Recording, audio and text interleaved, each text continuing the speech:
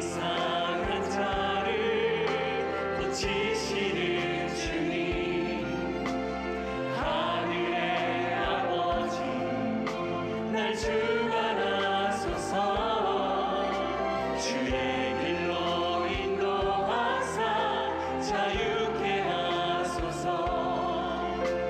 새 일을 행하사 굳게 하소서.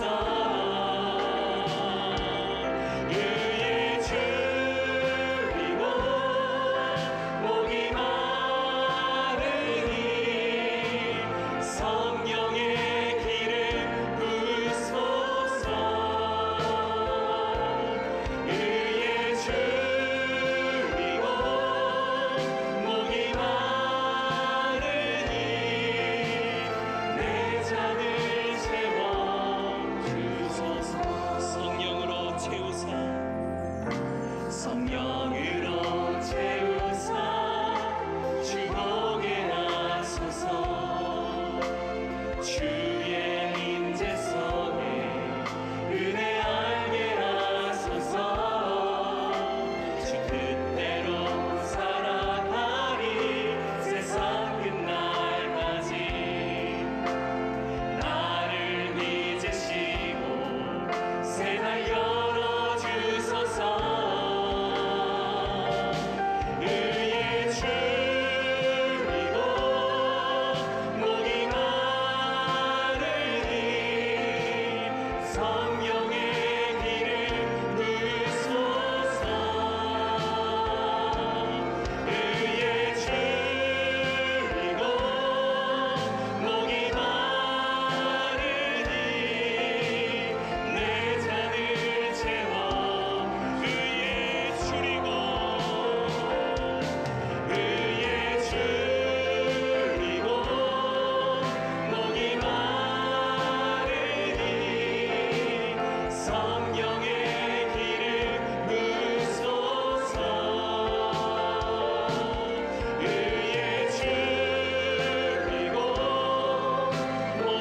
마르니 내 잔을 채워. 의의 주이고 목이 마르니 의의 주이고 목이 마르니 성령의 기름 부으소서.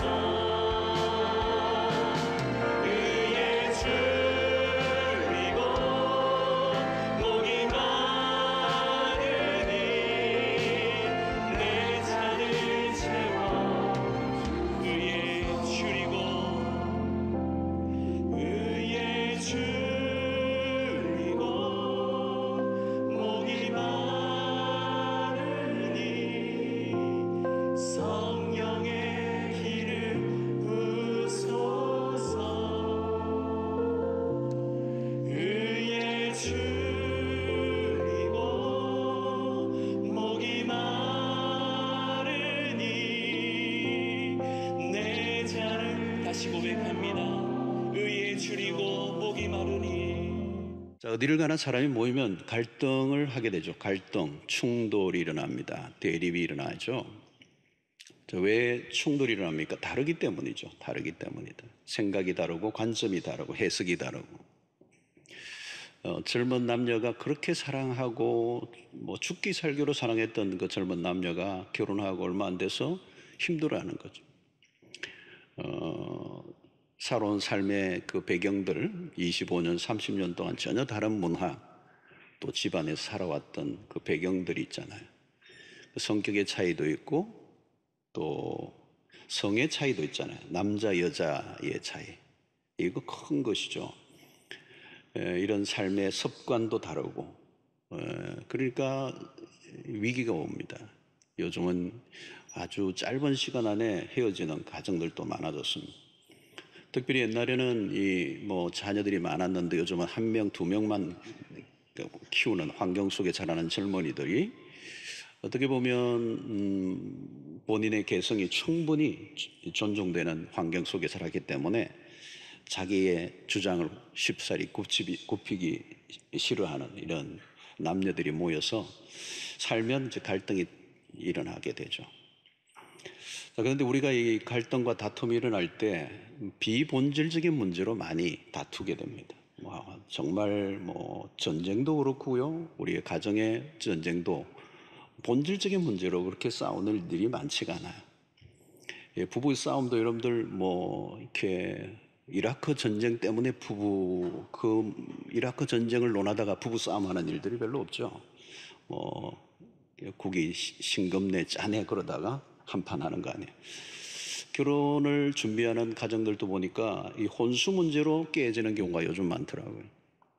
사실 본질은 아니죠. 혼수는 하나의 부수적인 문제인데 결혼의 핵심은 본질은 사랑이겠죠. 근데 본질은 상관하지 않고 비본질적인 문제를 가지고 다투다가 결국 깨지는 경우가 있습니다.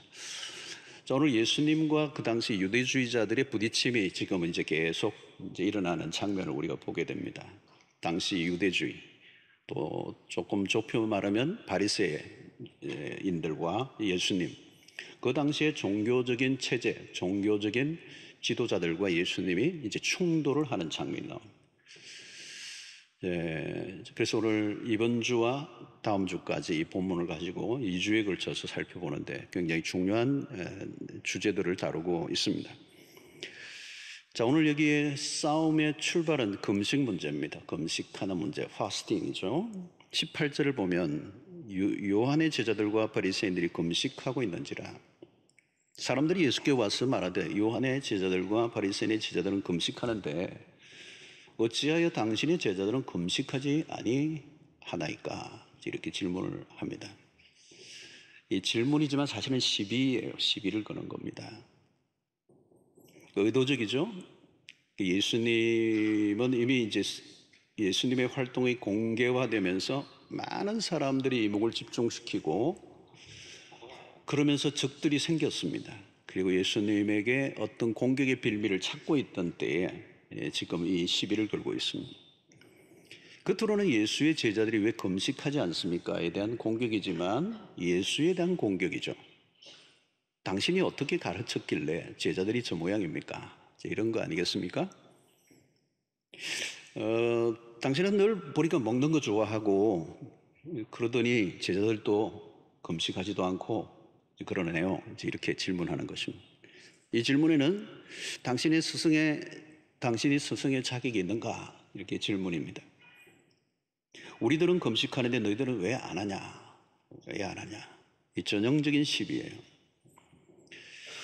여러분, 시비를 잘 거는 사람들의 특징은 자신의 일에 충실하지 않다는 것입니다. 자신의 삶에 성실한 사람들은 다른 사람의 일에 간섭할 겨를이 별로 없어요. 여러분, 다른 사람들에게 약점을 찾아내는 사람들은 자신에게 무슨 문제가 있는지를 잘 몰라요. 금식하는 건 좋습니다. 열심히, 그죠? 종교적 열심을 다하는 것은 필요하죠. 근데 문제는 뭡니까? 이것이 자기의 의가 되어 있다는 거예요. 자기 의. 종교적 우월의식. 이 바리새인들이 금식을 통해서 특권의식을 가졌습니다. 이 특권의식을 가지면 자연스럽게 따라오는 게 뭘까요? 그러지 않은 사람들에 대한 판단입니다. 정죄하는 것이죠. 자, 처음부터 그러지는 않았을 겁니다. 세월이 흐르면서 언제나 변질되는 게 문제입니다. 본래 금식은 1년에 한 번 있는 대속죄일에 했습니다. 1년에 딱 한 번. 그런데 예수님 시대에 와서는 바리새인들이 일주일에 2번씩이나 하는 거죠. 탁월한 종교적 열심입니다. 이 자체는 나쁠 게 없어요. 그런데 문제는 자신들이 열심으로 다른 사람들에게 시비를 걸고 있는 게 문제입니다. 유명한 성 프란시스의 이야기입니다. 그가 제자들과 함께 금식을 하는데 어떤 제자 하나가 좀 잘난 체 하기 위해서 한 것 같아요. 금식도 좀 멋있게 하려고 죽을 한 그릇 딱 앞에 두고 금식을 하는 거예요. 죽 냄새가 살살 오르는데도 나는 이 죽 앞에서도 난 시험 들지 않고 나는 금식한다.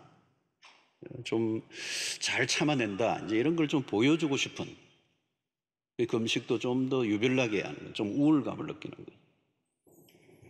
근데 어느 날 함께 금식을 하는 제자가 그 죽을 그냥 먹어버렸어요. 여러분, 그럴 때 분위기 어떻겠습니까? 전부 다 눈이 옆으로 쫙 노려보면서 인간도 아니라는 투로 모든 제자가 그 죽을 먹은 사람을 향해 쫙 째려보는 것입니다. 이때 스승인 프란시스가 한 일이 뭐냐면 그 금식하다가 죽 먹은 그 친구를, 제자를 책망한 게 아니고 프란시스가 같이 죽을 먹은 거예요. 스승이 죽을 먹으니까, 금식을 다 하다가 스승까지 죽을 먹으니까 이 비난을 하던 이 아주 눈총을 보내던 이 제자들이 갑자기 머쓱해진 거죠. 프란시스가 왜 이 금식을 하던 가운데 죽을 먹은 제자를 책망하지 않고 함께 죽을 먹었을까요? 많은 그런 메시지를 시사하고 있는 것입니다. 금식을 왜 하느냐는 거죠. 금식을 통해서 자신의 연약함을 들여다보기보다 다른 사람들의 약점에 더 눈이 밝아진다면 도대체 그 금식은 무슨 의미가 있느냐는. 금식을 함으로 좀 더 너그러워지고, 사람이 금식을 함으로 더 포용력이 생기고, 금식을 함으로 오히려 자기의 그 죄를 발견하고 자기 안의 연약함을 더 깊이 통찰하고 회개해야 그게 맞는데, 실수한 형제에 대해서 굉장히 비난의 화살을 보내고 판단하고 정죄한다면 그 금식 잘못한 거라는 거예요. 자, 요한의 이 제자들과 바리새인들의 이 금식으로 인해 일어난 이 문제도 마찬가지예요.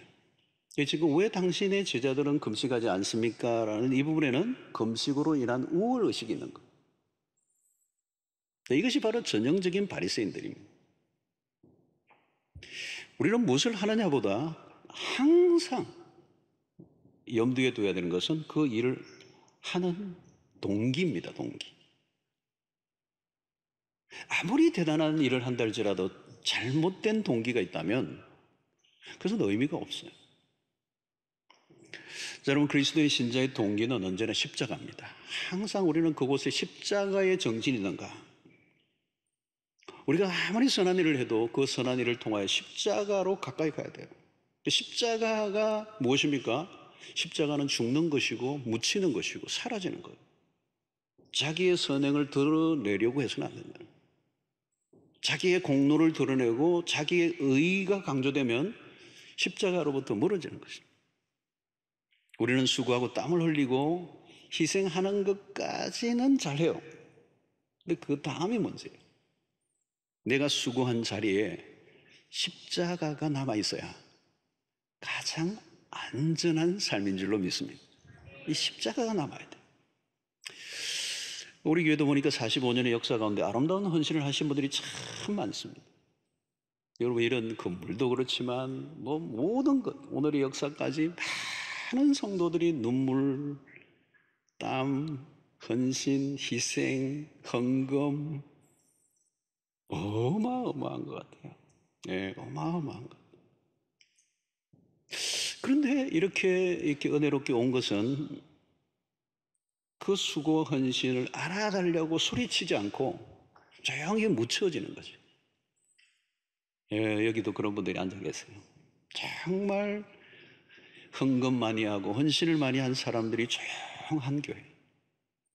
그러면 건강한 교회인 것이죠. 왜냐하면 거기에는 십자가가 있기 때문에. 금식이라는 고난도의 종교적 수행을 했다면 사람이 달라져야 정상이에요.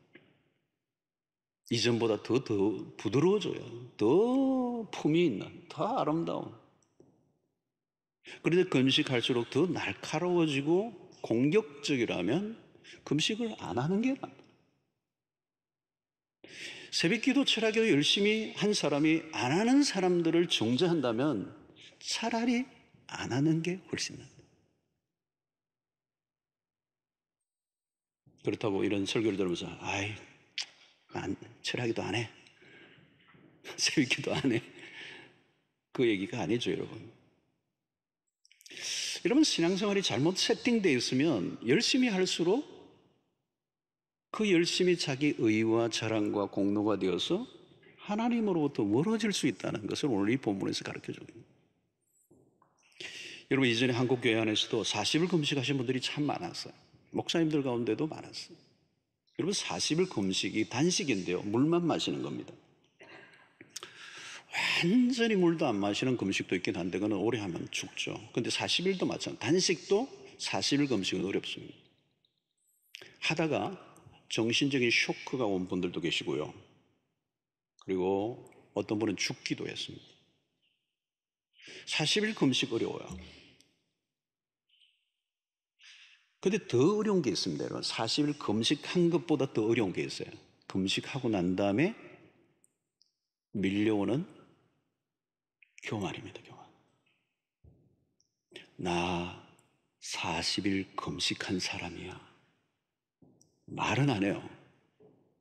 말은 안 해요. 근데 어떤 분은 또 그 명함도 갖고 다니는 분 계세요. 40일 금식 3회.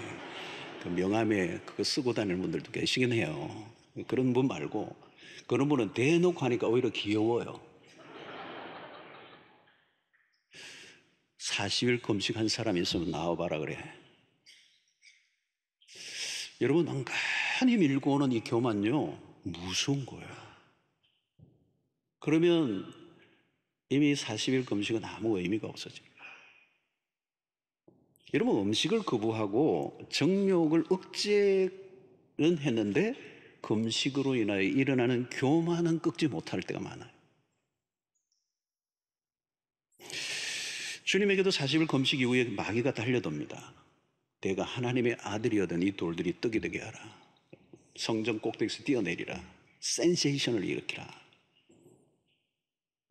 만약 마귀의 얘기를 다 들었다면 예수님은 십자가의 길을 걸어갈 수가 없었을 것입니다. 여러분, 교만해지는 순간이죠. 40일이 아니라 100일을 해도 교만이 찾아오면 끝입니다. 아무 소용이 없어요. 오히려 십자가의 반대길로 가는 것입니다. 자, 우리가 열심을 내야 돼요. 그죠? 근데 이 열심을 잘못 내면 자기 자신을 극대화시키는 겁니다. 하나님이 극대화되어야 되는데 자기의 행위가 극대화되면 사람이 사나워져요. 거칠어져요. 사람들을 판단하고 정죄하고 죽이는 일을 합니다. 신앙적 노력은 언제나 해야 합니다. 그런데 중요한 것은 그 행위를 통한 결과, 열매입니다. 금식을 할수록 형제에 대한 용납으로 나타나야 된다. 그러니까 프란시스의 얘기가 바로 그것입니다. 금식을 했는데 교만하고 다른 사람을 무시하고 우습게 본다면 꽝이라는 꽝이에요. 아무 일도 아니라는 거, 아무 일도 아니라는 거. 육체의 일이라는 육체. 금식이라고 하는 가장 거룩한 행위처럼 보이지만 사실은 육체의 일이 되고 만다. 성도 여러분, 신앙이 깊어진다는 것은 무엇을 의미합니까? 내가 얼마나 열심히 하느냐가 아니라 내 삶을 통하여 그리스도가 얼마나 드러나느냐.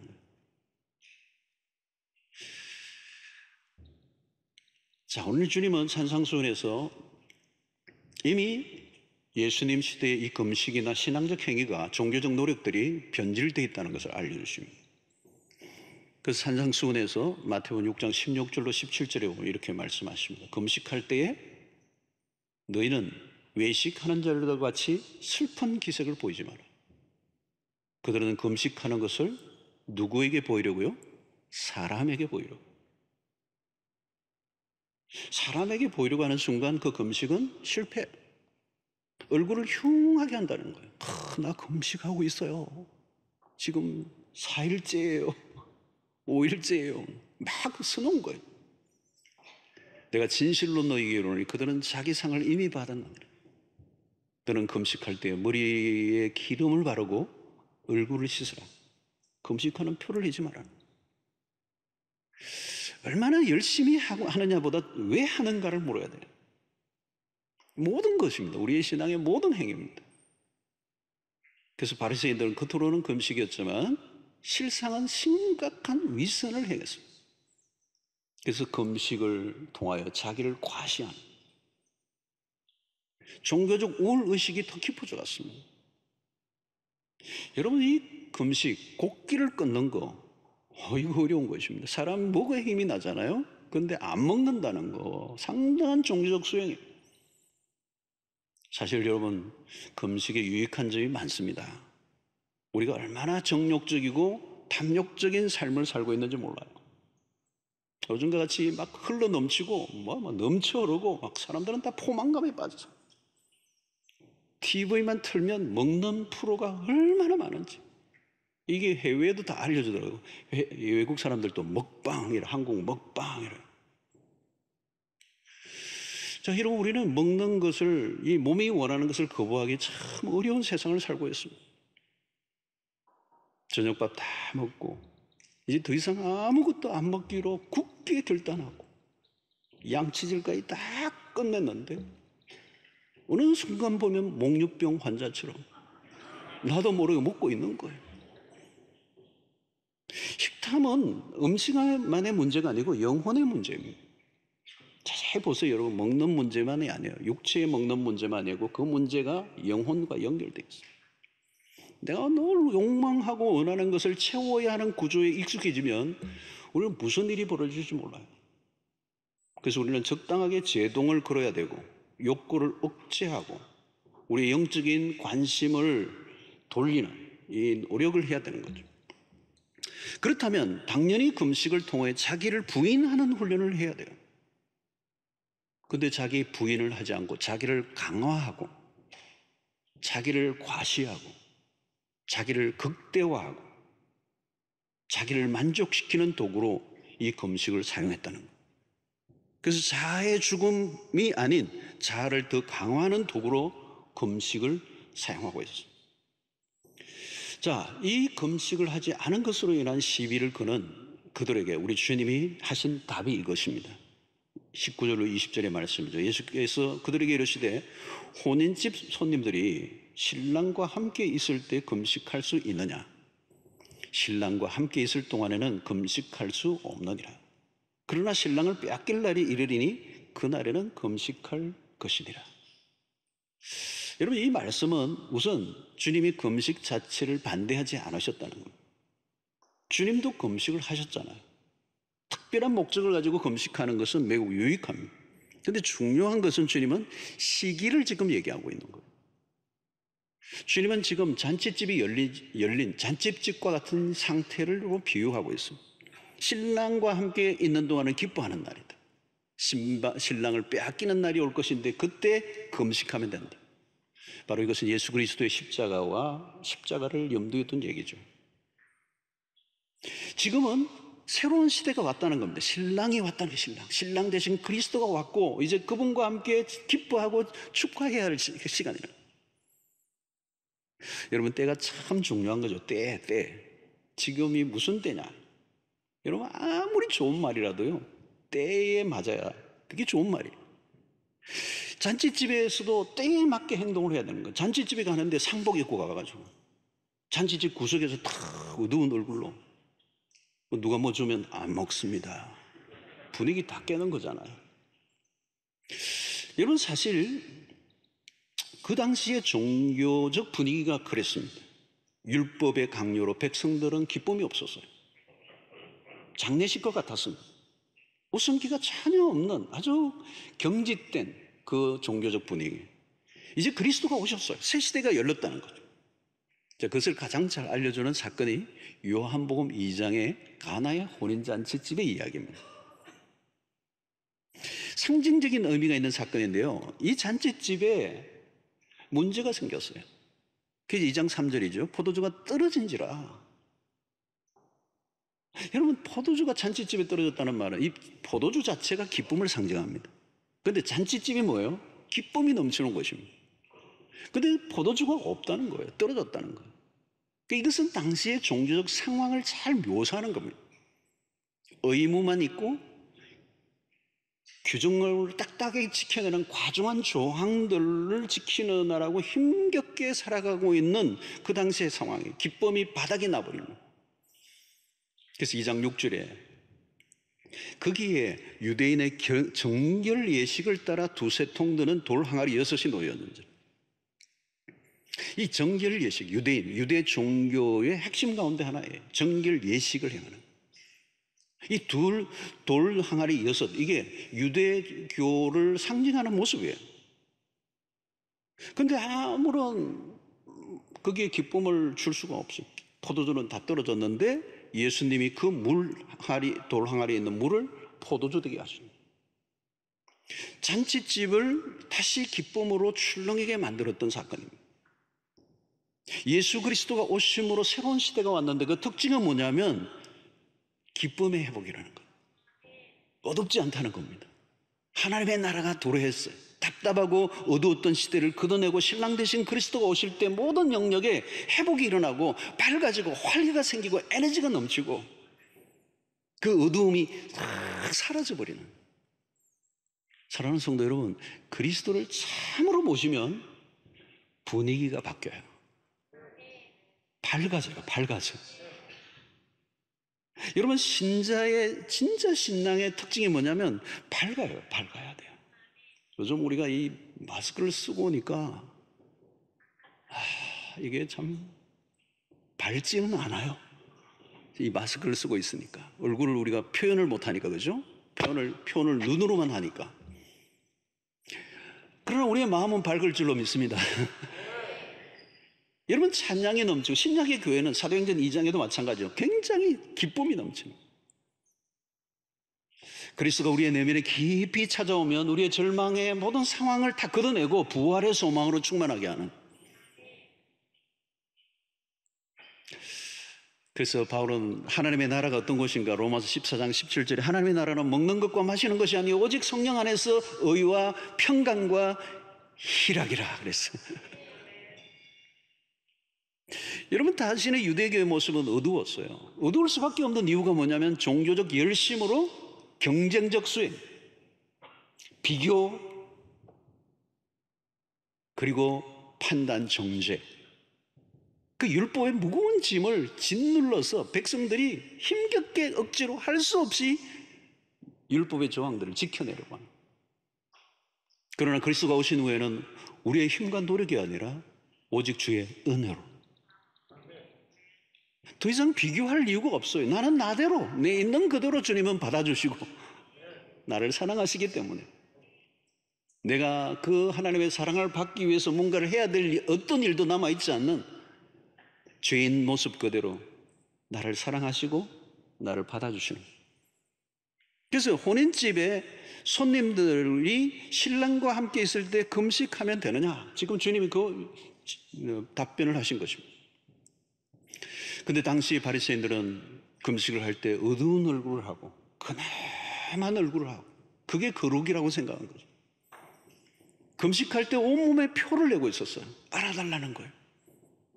성도 여러분, 인간의 죄성이요 얼마나 쉽게 자기 자신에게로 향하는지 몰라요. 우리는 다른 사람을 끊임없이 비난하고 나를 극대화하는. 그러니까 다른 사람을 비난할 때 특징이 뭐예요? 나는 다르다라고 하는 거예요. 그래서 신앙의 이름으로 열심을 내지만 그 일이 하나님의 나라를 방해할 수 있다는 사실을 전혀 인식하지 못하는 단계로 변질된 것입니다. 자, 오늘 이 본문 속에서 주님이 강조하시는 것은 무엇일까요? 그러면 무엇보다도 본질의 문제라는 겁니다. 금식이 신앙의 본질이 아니라는 겁니다. 여러분, 본질과 비본질의 구분이 이 우리의 분별력에 매우 중요한 요소예요. 무엇이 본질이고 본질이 아닌가를 정확하게 분별하지 못하면 아직 성숙에 이르지 않은 단계. 성숙이란 뭐냐? 그걸 분별해낼 수 있다는. 그 당시에 바리새인들은 그 금식이 사실은 자기의 본질처럼 모든 걸 다 걸고 있는 거예요. 근데 그게 아니라는 거예요. 사실 이 금식이라는 것은 기독교 안에서만 있는 게 아니고 다양한 종교들 안에서도 있는 일이에요. 이슬람의 라마단 유명하잖아요. 힌두교나 불교에서도 딱 금식을 해요. 금식이 기독교의 핵심적인 주제가 아닙니다. 서신서로 가면 금식은 거의 언급이 없어요, 사실은. 비본질과 본질이 혼란스러워지면 우리의 삶이 복잡해지는 거예요. 자, 여름에 이 여름절기에 성가대원들이 가운을 입느냐 벗느냐, 예를 들면 하나의 예를 든다면, 자, 이건 본질일까요? 비본질일까요? 오늘 안 입으셨네요. 예. 이 비본질이죠. 자, 비본질이라는 말은 뭘까요? 입을 수도 있고 벗을 수도 있는 겁니다. 그 선택의 문제예요. 진리의 문제가 아니라는 거죠. 자, 그런데 성가대원들이 그냥 옷을 안 입는 것으로는 안 되니까 의논을 한대요. 논쟁이 벌어졌다고 생각해 봅시다. 근데 어떤 사람은 입어야 될 이유에 대해서 막 논리정연하게 설명해요. 그분의 얘기가 너무 압도적으로 강해가지고 전부 다 벙벙벙 해가지고 입기로 했어요. 그러나 여러분, 논리로는 내가 밀렸지만 더 그 얘기를 진전해가지고 싸우게 되는 것보다는 뭐 그분의 주장을 받아들이는 것으로 선택한 것은 평화를 더 원한 거. 왜? 그것은 본질이 아니기 때문에. 그래서 이게 이기고 지고의 문제가 아니라 누가 양보하느냐. 사실은 양보하는 쪽이 훨씬 더 비진리를 기꺼이 양보하는 쪽이 더 성숙하다고 볼 수 있어요. 그것을 통하여 본질인 것처럼 막 투쟁하고 반드시 입어내리라 뭐 이러고, 안 입는 사람을 이단으로 취급한다면 그건 비본질의 생명을 거는 것이죠. 그런 사람이 있다면 양보해 줘야 돼요. 왜? 그분은 그것들을 뭘 걸고 있기 때문에. 사랑하는 성도 여러분, 예수님은 금식을 부정하지 않으셨어요. 예수님의 제자들도 금식을 했을 것으로 보입니다. 단지 바리새인들과 같이 금식을 하지 않았을 뿐이에요. 바리새인들은 왜 금식을 하고 있는지를 사실 몰랐던 겁니다. 전통을 따라 익숙하게 반복하다 보면 왜 하는지를 몰랐어요. 금식 자체가 본질은 아닙니다. 해도 되고 안 해도 되는. 그런데 그들은 절대적인 문제로 붙잡고 거기에 모든 에너지를 다 쏟고 말았습니다. 중요한 것은 금식이라는 행위 자체보다 금식을 하는 목적입니다. 내가 왜 이 금식을 하고 있는가? 저도 금식을 옛날에 여러 번 이렇게 할 때마다 경험했던 게 뭐냐면, 분명한 목적을 가지고 있지 않은 상태에서 금식을 위한 금식을 할 때는 너무 힘들어요. 너무 힘들어서 못하겠어요. 이게 분명한 목적을 가지고 기도하면 괜찮은데, 그렇지 않을 때는 그냥 기계적 수행을 하는 거죠. 내가 금식을 한번 해 보았다라고 하는. 이 바리새인들은 그 당시 율법을 열심히 지키고자 했습니다. 그런데 과했던 거죠, 여러분. 그 당시 바리새인들의 문제는 뭐냐면, 얼마나 열심히였으면 하나님이 시키지도 않은 일까지 하는 거예요. 하나님이 시키지도 않은 것까지도 세칙을 만들어서 복잡하게 섬기다 보니 결국은 본래의 목적에서 벗어나고 말았습니다. 성도 여러분, 우리의 신앙에도 이런 일들이 많이 일어납니다. 나는 하나님을 위해서 열심히 합니다. 거기까지는 좋아요. 기도도 열심히 하고 봉사도 열심히 하고 선교도 열심히 하고 전도도 열심히 하고 다 좋아요. 그런데 그 다음이 문제랍니다. 언제나 열심히 한 그 열심히 문제를 일으킵니다. 여러분, 내가 무엇인가를 열심히 하다 보면 나도 모르게 그것이 의의가 되는 것입니다. 자랑이 되는 것입니다.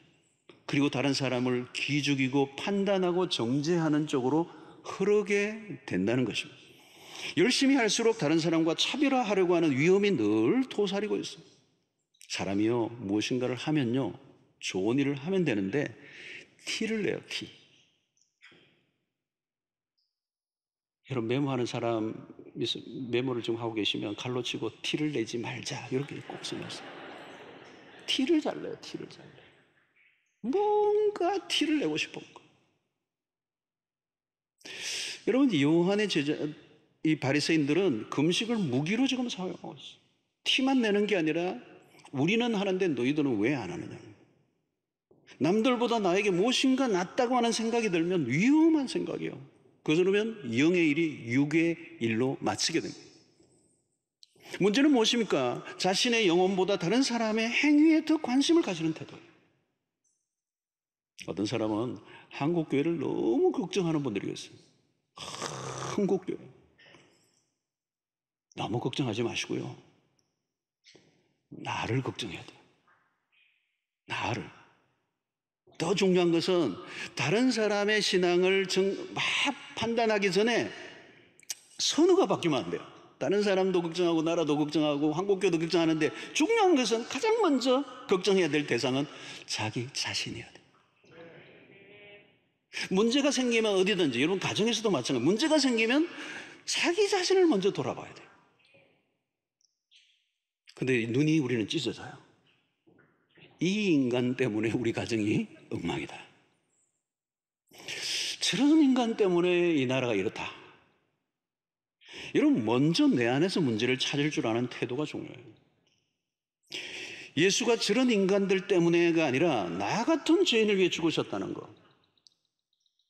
오늘 장로님 기도처럼 존재론적으로 느껴야 돼요. 그게. 출발 지점은 언제나 나로부터입니다. 여러분도 모르겠어요. 교회 안에 사랑이 너무 없는 것 같아. 여러분, 그 사랑이 없는 것 같아라고 느끼는 순간 사랑이 없는 교회에 대한 비판 의식이 아니라 내가 그러면 사랑을 위해서 뭘 할 수 있지? 이게 굉장히 자연스러운 출발이에요. 나 자신, 내가 뭘 할 수 있지? 어떤 사람은 교회가 왜 이렇게 기도를 안 해? 그러지 말고 내가 왜 얼마나 기도하고 있는지를 점검해 보는 때다. 한국교회 문제가 아니라 내가 더 문제. 그래서 항상 개혁을 얘기할 때 개혁은 나로부터. 예전에 우리 교회 우리 다른 목사님들, 젊은 목사님들을 하고 만나는 이제 일이 있고 목회에 대한 책을 하나 쓰기도 했는데요. 그게 가장 핵심 중에 하나가 이제 그거예요. 목양을 하는데 목사가 목양의 1번지는 어디냐? 목사 자기 자신의 영혼이다. 굉장히 멋있는 말이잖아요, 여러분. 그 얘기를 계속해요. 저 자신에게도 하는 말이고 우리 목사님들하고도 나누는 얘기입니다. 그래서 우리 로드맵 플러스 그 프로그램 안에도 돌았던 목사님들이 처음에 돌아가서 이 프로그램에 돌아서 여기서 뭔가를 배워서 교회를 뭔가 한번 움직여보겠다는, 한번 바꿔보겠다는 막 그 창한 꿈을 가지고 이 프로그램에 들어오세요. 수료할 때 무슨 얘기를 하느냐, 이런 고백을 해요, 목사님들. 처음에 나는 들어와서 여기 프로그램을 잘 배워서 교회를 한번 바꿔보겠다고 생각했는데 그게 아니라 내가 변해야 된다는 것을 느끼게 됐다. 이 프로그램을 받으면서 내 자신이 문제라는 것을 깨달았다. 뭐 그런 깨달음을 하고 있는 것이죠. 사랑하는 성도 여러분, 건강한 신앙생활을 유지하려고 하면 바로 이런 주님이 오늘 우리에게 보여준 이 본문을 통한 안식, 이 바리새인들이 가졌던 금식은 그 자신들을 과시하고 드러내고 그리고 자기들의 우울 의식으로 다른 사람을 판단하고 정죄하고 그래서 종교적 그 수행을 높이 하면 할수록 그들은 더 날카로운 사람들이에요. 그리고 파괴적인 사람들, 그리고 하나님으로부터 벗어나는 삶을 살았던 거죠. 그래서 우리는 금식이나 기도나 구제나 뭐 성교나 다 마찬가지죠. 너무 티를 내지 말라, 광고하지 말라. 어떤 분들은 이 당시 금식을 하기 위해서 비참하게 보이고 얼굴을 막 불행한 얼굴을 하고 다니는 거예요. 그 당시 왜 그렇게 이게 얼굴이 안 돼 보이냐 그러면 금식 중이라고. 여러분, 내가 하는 일이 아무리 영적으로 숭고한 일이라도 다른 사람들을 의식하고 눈길을 끌고자 하는 마음이 들어왔다면 이미 실패해요. 아무 유익이 없다는 거예요.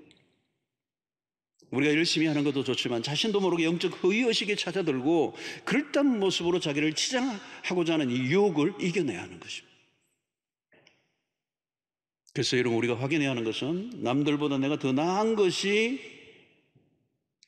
있는가를 찾아내는 노력이 아니라 내가 이전보다 이 금식을 통하여 이 기도를 통하여 얼마나 더 속이 넓어지고 다른 사람들을 품어내는 사람으로 변화되었는가. 여러분, 이전보다 그 일을 행함으로 내 눈에 악당들이 더 많이 보입니까? 나보다 선한 사람이 더 많아 보입니까? 여러분, 은혜의 굉장히 중요한 바로메터예요. 오늘도 여러분들이 교회 들어오셔가지고 다 나보다 나은 것 같아. 그럼 은혜 가운데 있는 것이 다 문제가 많아 보여. 죄인들이 다 모였구만. 그럼 내가 문제가 있는 거야.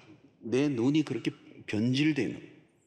십자가를 통과한 사람은 나 같은 죄인이 세상에 없다는 걸 깨달아요. 나 같은 죄인이 없어요. 나 같은 죄인이 없어요. 그래서 나를 용서하신 그 하나님의 사랑과 자비를 깨닫고 울 수밖에 없는 것이죠. 울 수밖에 없어요. 그때 우리는 다른 사람을 바라보는 태도가 달라져요. 십자가를 통과하지 못하면 나만 괜찮은 거고 다른 사람은 다 문제가 심각해 보여요. 손가락질하기에 바쁜 것입니다. 주님이 가장 싫어하시는 대상이 바리새인들이에요. 두려운 일은 십자가로부터 멀어지는 겁니다. 십자가가 필요 없는 순간이 되는 것만큼 심각한 상태는 없습니다. 그러면 종교만 강화되게 됩니다. 변화가 일어나는 것이 아니라 변질이 됩니다. 속의 변화가 아니라 겉모습만 가꾸는 것입니다. 여러분, 오늘 우리의 모든 신앙의 초점은 오직 무엇을 하느냐가 아니라 그리스도에게 집중해야 합니다. 지금 무엇을 하느냐보다 더 중요한 것은 누구에게 초점을 맞추고 있느냐가 확인되어져야 합니다. 바리새인들은 지금 금식 자체에 목숨을 걸었습니다. 중대한 일처럼 여겼지만 그것은 비본질이었어요. 오직 그리스도가 누구이신지, 그리스도가 왜 오셨는지에 대해서 그들은 관심이 전혀 없었습니다. 그리스도를 중심으로 해석을 하면 모든 게 달라집니다. 금식이 중요한 것이 아니라 그리스도가 중요합니다. 그리스도에게 초점을 맞춰야 돼요. 그리스도를 놓치면 그 순간 자아도취에 빠지고 맙니다. 금식을 하면 할수록 자기 극대화로 가는 것입니다. 자신이 가장 고상한 신앙생활을 하고 있다고 착각하게 되는 것입니다. 그러면 이전보다 상태는 더 나빠지게 되는 것입니다. 여러분, 교회를 다니면서도 이전보다 훨씬 더 나빠질 수 있다는 것, 우리가 초점을 그리스도에게 두지 않으면. 오늘 우리가 예수를 믿는 이유와 깊이 연결되어 있습니다. 우리의 신앙의 길을 잃어버리지 않아요. 주님은 종교를 만들어 오신 분이 아니에요. 종교의 창시자가 아닙니다. 주님은 생명을 살리러 오셨습니다. 주님은 더 많은 규칙을 만들어 사람들을 얽어매러 오신 게 아니에요. 사람들이 만들어 놓은 그 유전과 규칙에 얽매여 있는 자들을 자유하게 하려 오신 분이십니다. 종교는 사람을 죽여요. 그리스도는 살리셔요.